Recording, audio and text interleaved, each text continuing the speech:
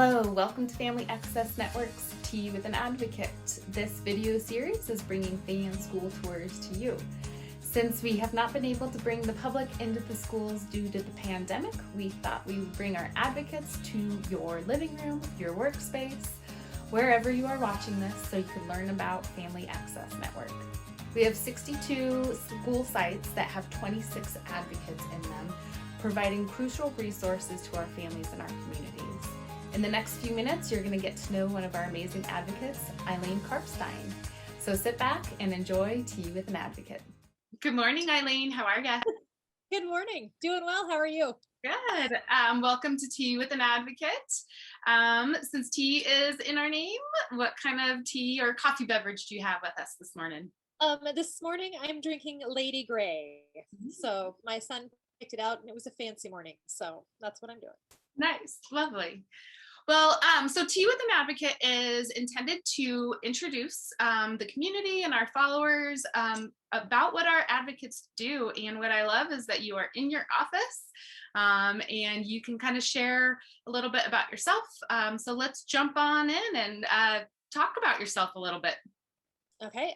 My name is Eilean Karpstein. I work at Juniper Elementary and On Call Highland, two of the best schools in Bend, Pine, if you ask me. I'm a born and raised Oregonian, Central Oregonian, graduated from Bend High. So product of BLS. I have 5 beautiful children that are also involved in the school system here. And I have been an advocate for 4 years. Lovely. And what school did you start as an advocate at? I've always been at Juniper. Oh. I started out as an EA when my kids all entered school, and then the fan job came open, and I was lucky enough to get it. Awesome. That's a good segue into kind of let's talk about what you do as an advocate and maybe describe a little bit about that pile of shoes behind you. Oh yes, my shoes. All the teachers here call this my cloffice because it's my closet office. I would like to tell you that it's super organized and tidy, but it usually looks like this with leaning piles of shoes and clothes over here that you can't see. But it makes it very nice because I always have stuff available for people. Yeah, what does fan do? Like, what doesn't fan do is probably a better question. There's really no typical day. All your days are they're different, which makes it kind of nice. Mm-hmm.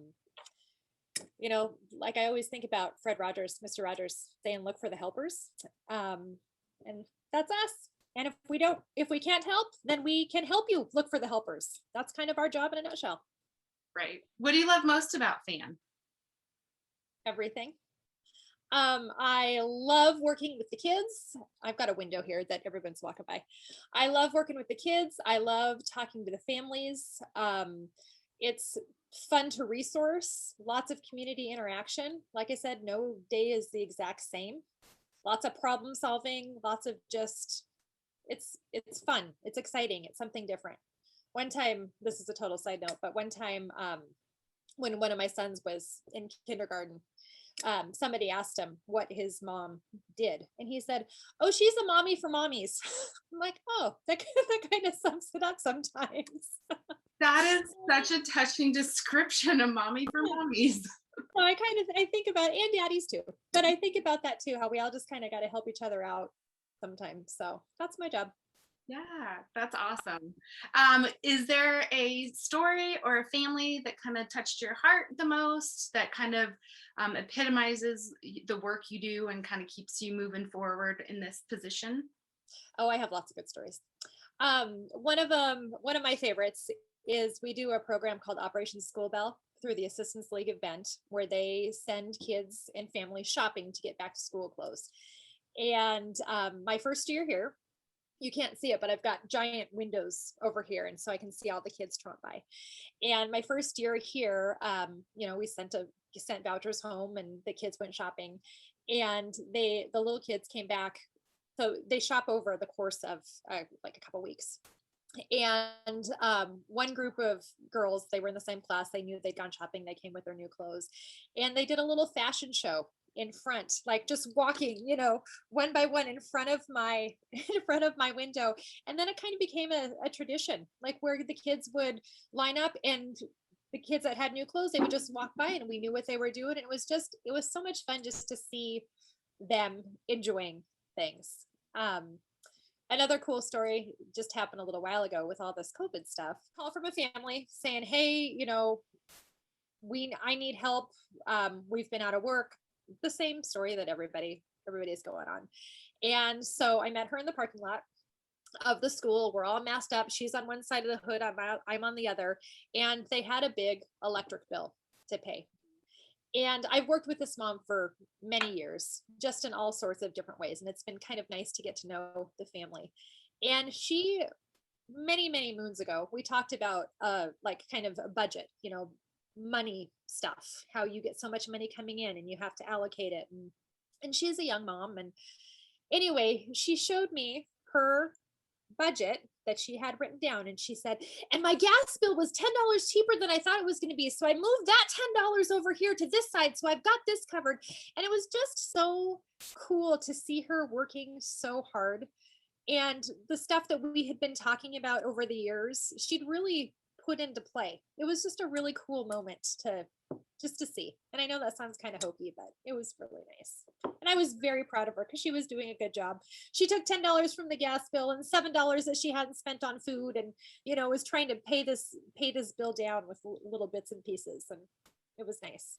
Oh, both of those stories are so lovely. I love the image of seeing these kids do a little fashion show in the hall with their new clothing, because it's there are some families that may not have new items as frequently, and so the pride that they have in themselves just having new school clothes is a pretty touching image. And sharing about kind of not only providing exact resources, but kind of life skills to these families, the budgeting, that kind of shows the depth and the scope of the work that you do with the families, not only providing school clothes, but how to, manage household income is demonstrates all your capabilities with that. So thank you. And it's really cool because as fan, we get to do a lot of different things. And sometimes it's the stuff that you don't even realize is the important stuff.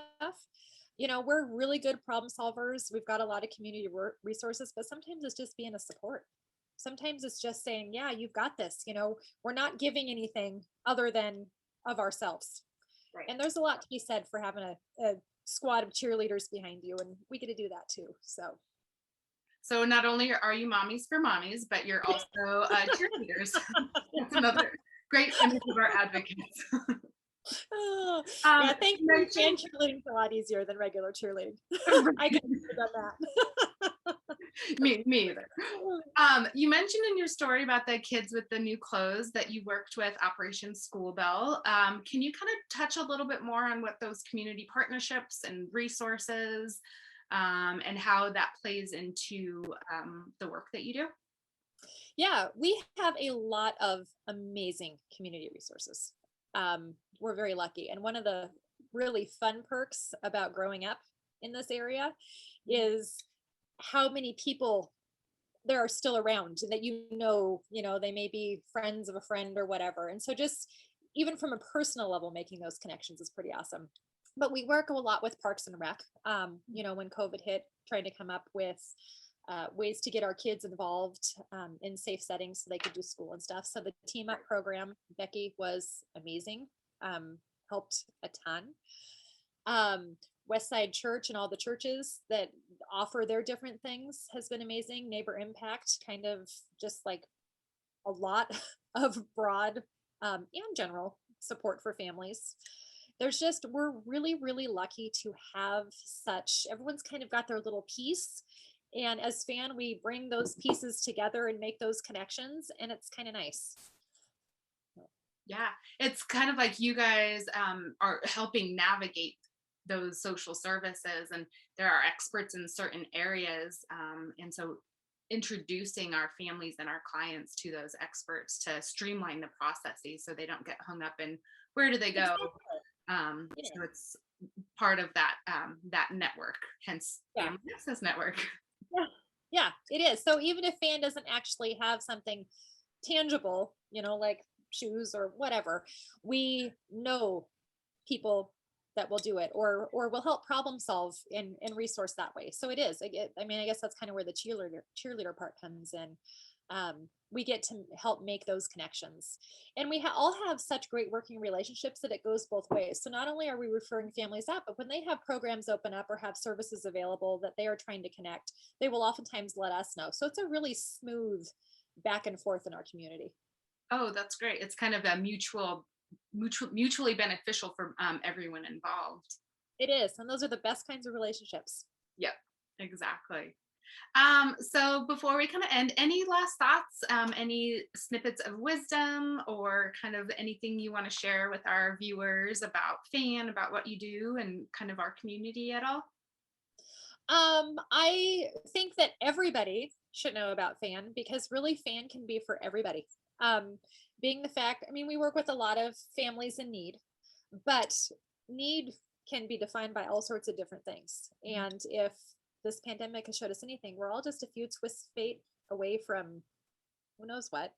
Right. So, I get families that have no financial need stable in the community, but that will have questions about how to navigate something.